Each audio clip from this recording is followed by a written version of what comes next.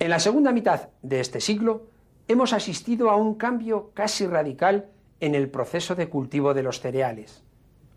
Aquellas labores tradicionales del campo, realizadas con aperos como los que aquí vemos, tenían las mismas técnicas de trabajo que ya utilizaban los romanos y apenas han sufrido variaciones durante los 2 últimos milenios que nos separan de ellos. Los labradores, que preparaban sus tierras con arados tirados por pares de mulas o de bueyes, que en verano segaban en grupo el fruto de su trabajo y luego trillaban en la era el grano para separarlo de la paja, ya casi se han convertido en un mito. Pero afortunadamente, en Santa Eulalia de Gállego hemos podido encontrar algunos labradores que siguen trabajando sus tierras como antaño o han reconstruido algunos procesos para que nosotros los podamos conocer. El sistema tradicional de laboreo recomendaba dejar descansar la tierra durante un año. El barbecho era la práctica más corriente y consistía en dejar durante el invierno el rastrojo de los campos dedicados al cereal para que pastara el ganado. El excremento de las caballerías, recogido junto a la cuadra, era el abono más utilizado para enriquecer los campos. Para que el fiemo fermentara dando el máximo rendimiento, había que revolverlo en luna menguante. Los cuévanos y las talegas eran los recipientes más utilizados para transportar el fiemo hasta los campos. Hoy nada.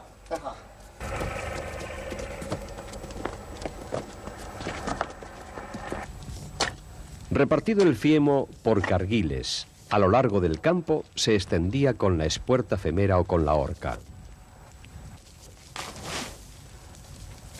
Al llegar el mes de mayo se realizaba la primera labor con el arado o aladro, fijo en un principio y de vertedera después. A este proceso se le llamaba romper la tierra.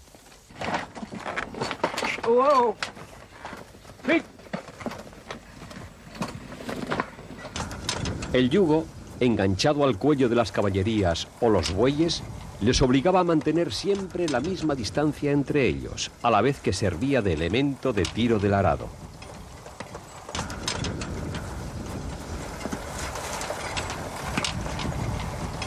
A finales del siglo pasado, el arado tradicional de origen romano se empezó a sustituir por el rusar, lo que supuso un importante avance tecnológico en esta dura labor. En el laboreo de la tierra se tomaba siempre el sentido más largo de los campos para evitar las vueltas que hacían perder mucho tiempo y esfuerzo. Al hacer los surcos, la reja del arado volvía a la tierra y enronaba el rastrojo, muriendo las malas hierbas que servían para abono. A la vez, la tierra vuelta se cocía con el sol y se oxigenaba con el aire.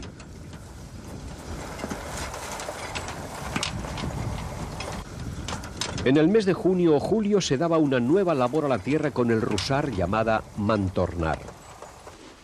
El grano para la siembra debía estar seleccionado previamente. Un artilugio de madera llamado seleccionadora facilitaba la separación del grano que se iba a utilizar para pan, del de la siembra y de las granzas y semillas. Con el continuo movimiento de las grivas, en unos cajones caía el grano gordo y bueno, en otros el menudo, partido y pequeño, y en unos terceros todas las semillas y tierra que se echaban después a las gallinas.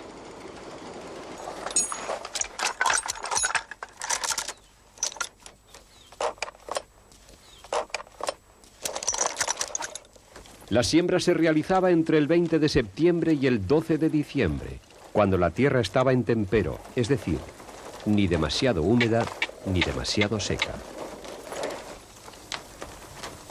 Antes de la siembra se pasaba el tablón de pinchos para romper todos los torrocos, facilitando la entrada del grano en la tierra.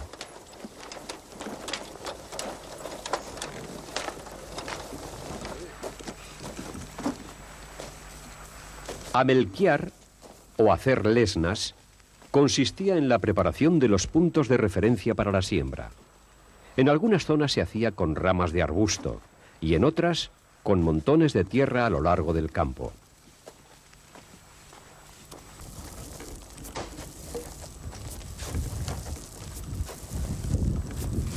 Con efectivos golpes al lanzar el grano, todo el campo quedaba uniformemente sembrado. Este sistema se llamaba de siembra a voleo, y como ya decía Plinio, la mano seguía el movimiento del pie derecho.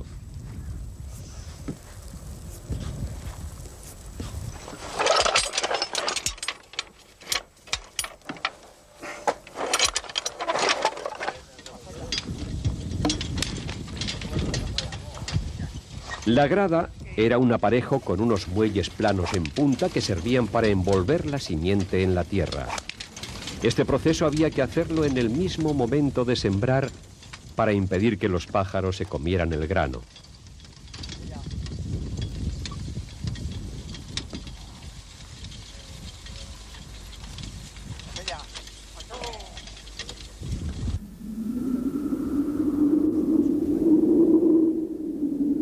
A partir de la siembra, el grano quedaba dispuesto a la acción del agua y el sol. Su desarrollo estaba en función de toda esta preparación previa para enriquecer la tierra y de una climatología propicia.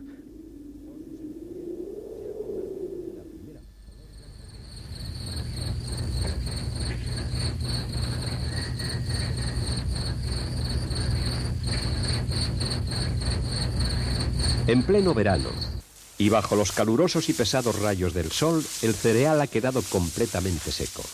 Es el momento de la siega, momento muy importante en la vida agrícola, pues la recolección supone recibir directamente de la tierra el fruto de las gotas de sudor que ésta ha filtrado en las duras tareas del campo.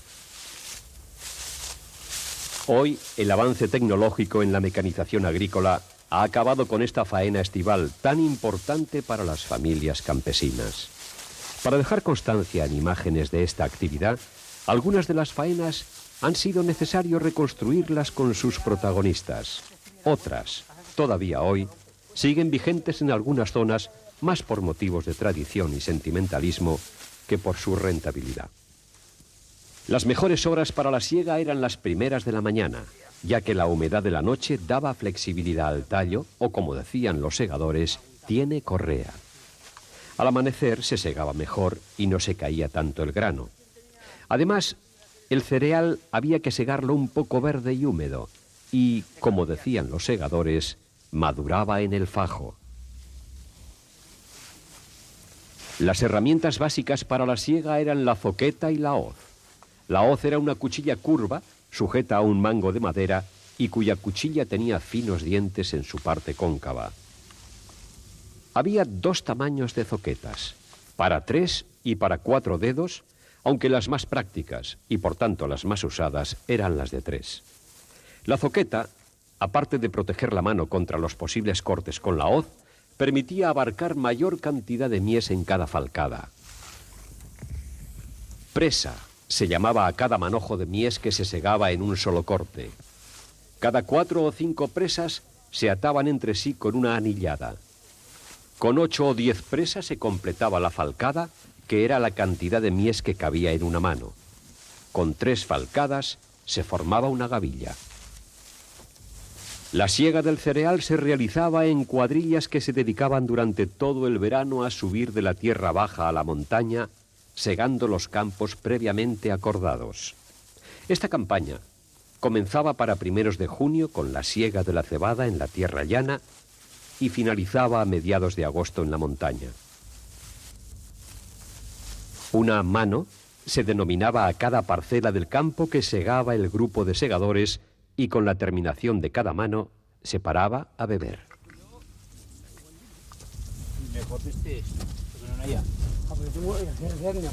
La protección contra las escoceduras producidas por el calor y el sudor estaba garantizada en Santa Eulalia de Gállego por una hoja de cardincha colocada en el sombrero. Se ponía esta cardincha, que aquí le decimos cardincha, el verdadero nombre debe ser cardo. Y se ponía antes, o se pone cuando a lo mejor se lleva varios días segando y cuando hace mucha calor en días como hoy, pues se escuecen las partes flojas del organismo y igual así en los sobacos como en la parte de abajo, en fin. Y esto se ponía para corregir, que se amortiguaba mucho el escozor, en una palabra, al poner, y parece a lo mejor parece una superstición o alguna tontería, pero es así.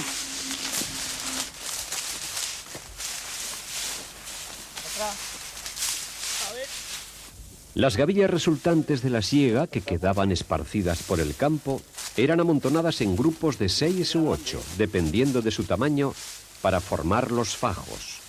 La colocación de las gavillas en el fajo se hacía con las cabezas alternadas para mantener así la uniformidad del conjunto. Cada uno de estos fajos se ataba con fencejos de esparto humedecidos previamente. Los fajos atados se apilaban en unos montones llamados fajinas, y su cantidad estaba en función del medio de transporte a utilizar. Así pues, las fajinas se hacían de 5 fajos cuando se iba a cargar por una caballería, de 10 fajos cuando era para 2 caballerías y de 30 fajos cuando el transporte se iba a hacer en carro.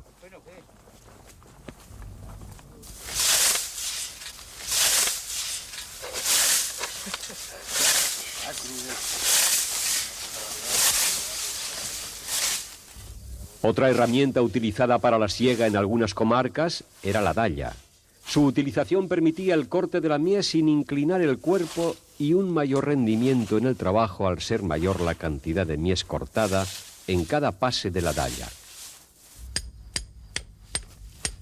Antes de comenzar la jornada de siega, el dallador procedía a picar la dalla.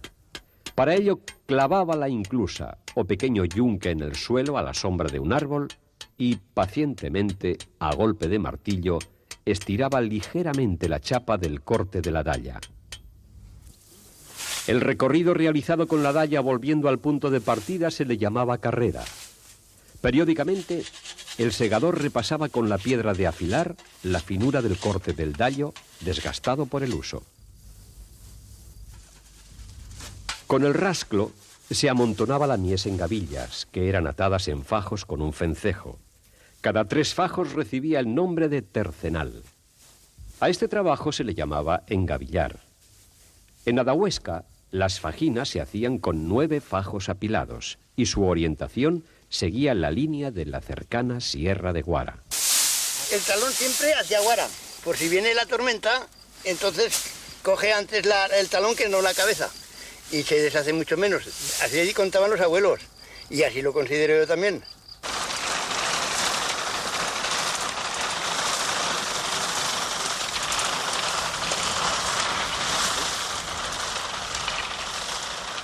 La aparición de la máquina segadora engavilladora de tracción animal supuso un gran avance tecnológico. Su labor no se reducía a cortar la mies, dejándola extendida de cualquier modo en el terreno, sino que disponía la mies en gavillas con gran precisión. Una sierra, accionada por un sistema de piñones, cortaba la mies cayendo en una pequeña plataforma. Por medio de un mecanismo de 4 rastrillos giratorios irregulables, accionados por el movimiento de rotación de las ruedas, la mies era amontonada en gavillas cuyo tamaño dependía de la voluntad del segador. No cabe duda que la introducción de esta máquina en las labores de siega redujo tanto la cantidad de segadores a emplear como el esfuerzo a invertir en esta dura labor estival. Las eras eran unas pequeñas esplanadas situadas en un alto donde pasara el aire, tan necesario para el aventado. Junto a una de sus paredes estaba construido, a nivel inferior, el pajar. Amolonar o rollar la era consistía en endurecer la tierra del suelo, aprovechando la humedad dejada por alguna tormenta pasajera. Después de echar paja sobre la tierra húmeda, para que ésta no fuera pegajosa, se pasaba la mola o ruello de piedra tirada por una caballería, hasta que el piso quedara duro y consistente. La forma cónica de la piedra facilitaba el trabajo en sentido circular.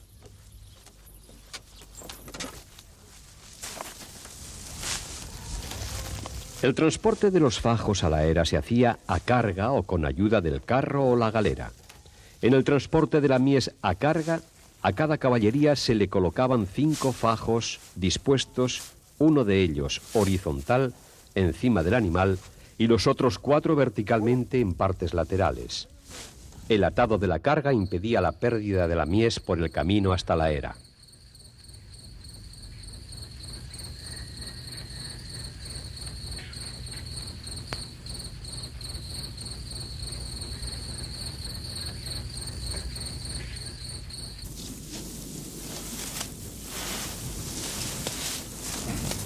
Dado el poco peso y mucho volumen de la mies para el transporte en carro, se ampliaba su capacidad con unos palos verticales llamados pugones, terminados en punta.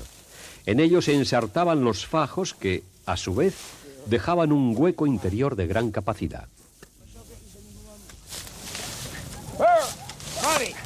Vale. Tira para allá. Venga. ¿Qué? ¡Pasella!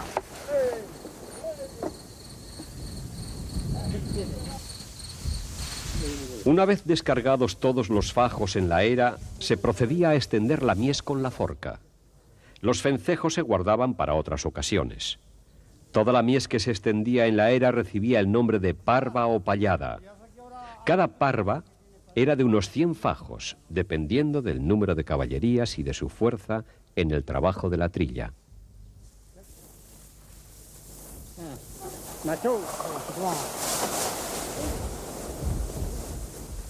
La trilla tenía como finalidad despojar de sus cubiertas las semillas de los cereales para dejar limpio el grano. Un objetivo secundario ha sido cortar y suavizar la paja para su uso en la alimentación de los animales.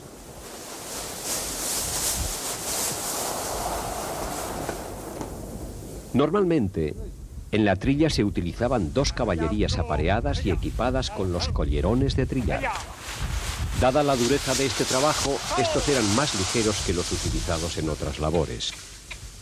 El enganche de las caballerías al trillo se hacía con una barra de madera llamada garroneta, que se unía a los animales por 2 cuerdas terminadas en tiras tejidas llamadas trilladeras. Hubo 2 tipos de trillos para esta labor: los de arrastre o rastro y los de ruedas. Entre los de rastro, anteriores al modelo de ruedas, el más primitivo era el trillo de piedra, compuesto por un tablero algo encorvado por delante y con la cara inferior llena de pequeñas piedras de pedernal o pedreñas dispuestas de canto y en hileras. En el trillo de arrastre, llamado de sierra, las pequeñas piedras fueron sustituidas por láminas de chapa, dando un resultado de trabajo similar al anterior. El trillo de ruedas fue el que, verdaderamente, supuso una innovación tecnológica que redujo el tiempo de trabajo en esta dura faena de separar el grano de la paja. El peor enemigo de la trilla era el agua, por lo que esta labor se realizaba previniendo la ausencia de tormentas. En caso de chaparrones imprevistos, todos los miembros de la familia eran pocos para recoger el producto de la siega. El trabajo de trillar se hacía al ritmo uniforme del trote de las caballerías. Para aumentar la presión de los discos sobre la mies, el trillador u otro miembro de la familia se montaba sobre el trillo. Con el rápido roce de los estriados discos metálicos sobre la mies, la paja iba quedando triturada en la superficie y el grano, por su mayor peso, se depositaba sobre el suelo de la era. En ocasiones había que desatascar los discos del trillo que quedaban paralizados por alguna cuerda olvidada o por el exceso de humedad en la mies. Cantear se llamaba a la labor de recoger con la forca la paja que se iba quedando por los cantos de la parva. Contornar se hacía 2 o 3 veces en cada pallada y consistía en revolver la garba con la forca para ahuecar la mies cuando estaba muy trillada. El rendimiento del trillo de piedras era notablemente inferior al de discos y necesitaba un mayor número de vueltas para triturar toda la paja.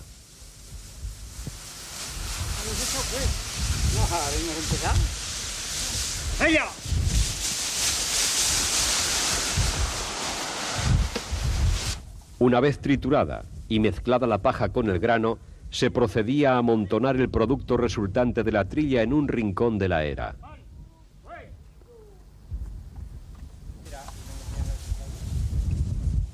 Plegar se llamaba a este trabajo y plegadera el aparejo especial de madera.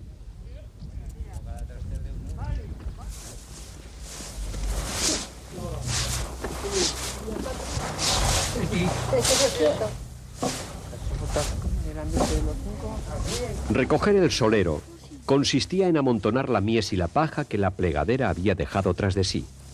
Con escobas hechas de arbustos, en este caso con griñolera, y ayudados por el retabillo de madera, el grano y la paja quedaban amontonados en un rincón y el suelo de la era limpio y preparado para el aventado.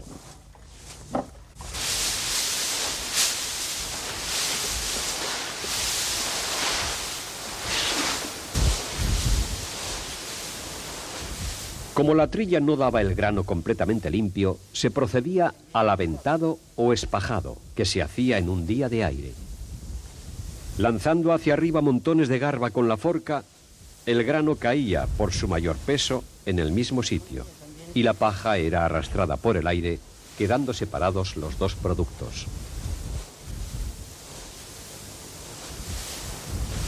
Paliar consistía en lanzar el grano al aire con la pala de madera para quitarle la paja más fina. Quedaba así separada la paja por un lado y el grano y las granzas, pequeñas cabezas mal formadas, por otro.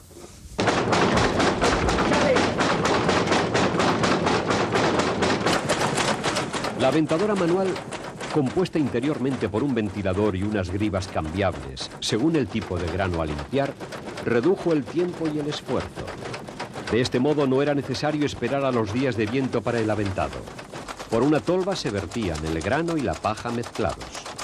Con el aire producido por el continuo giro del ventilador, la paja, depositada sobre la griva, era expulsada por un lado de la máquina, mientras que el grano caía por una rampa inclinada, formando un montón.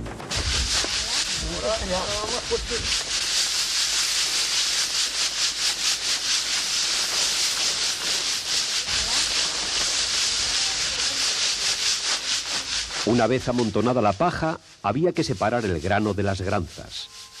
Para ello se utilizaba la griva, cuyo espesor de entramado permitía el paso del grano y el polvo, mientras que las granzas y otras impurezas se podían depositar en otro rincón de la era.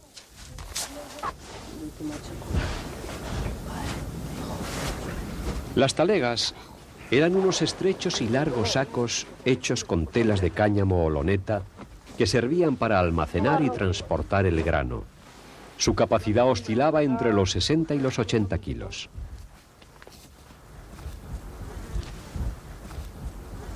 Las granzas eran recogidas aparte en un saco para alimento de los animales de corral.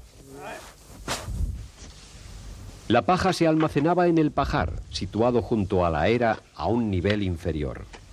Con el retabillo se acercaba hasta la ventana y con la forca se introducía en el interior. Cuando estaba muy lleno el pajar, había que saltar sobre la paja para apretarla y aumentar la capacidad del recinto.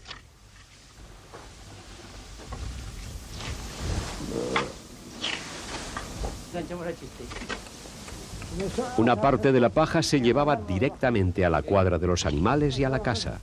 Su transporte se hacía al hombro, en sabanadas o mandil.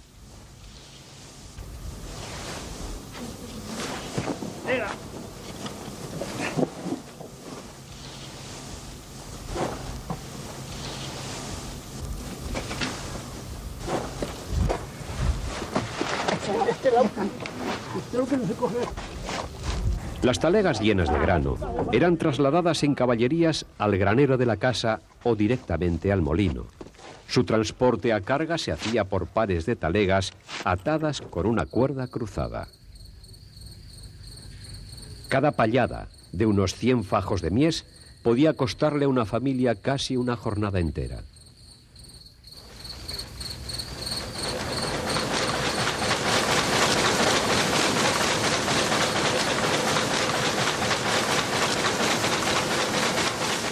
Las máquinas trilladoras estaban accionadas por la fuerza del motor de un tractor y, anteriormente, por una máquina de vapor.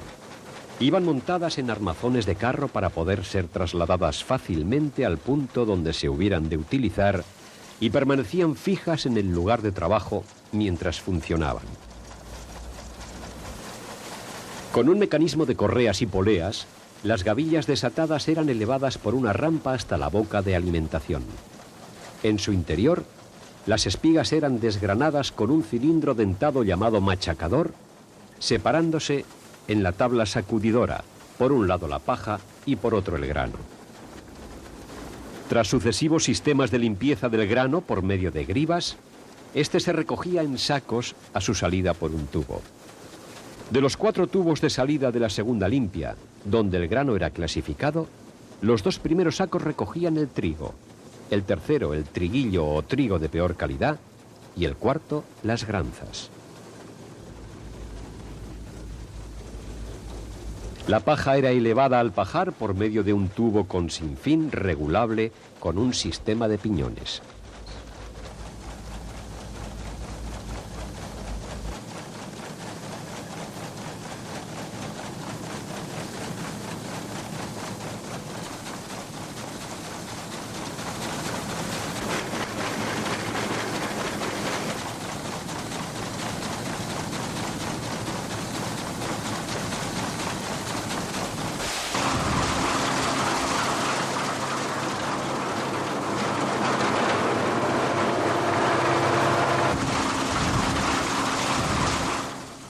En los últimos 100 años, la tecnología aplicada a la agricultura ha evolucionado considerablemente. Lo que sí es cierto es que, cualquiera que sea la forma de recoger el fruto, desde la más elemental a la más compleja y sofisticada, el cereal sigue siendo en la cultura occidental la base de la alimentación.